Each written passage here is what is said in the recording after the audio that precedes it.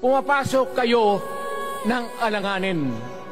Mr. President, baka susunod ka sa dinaanan ng tatay mo.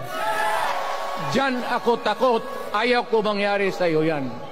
Maburo lang ako namang nagmamakaawa kasi it will divide the nation at magdugo itong panahon na ito. Pag pinilit mo ito, lalabas ka ng Malacañang kagaya noong panahon na pinalayas kayo. Alam ninyo, kung hindi na talaga ito mapigilan, nandyan ang military pati polis, makinig kayo. Pag-aralan ninyo kung ano yung pinapakain nila sa taong bayan. At pagka nakita ninyo kung ano ang mali, you correct it. Nasa inyong kamay na yan.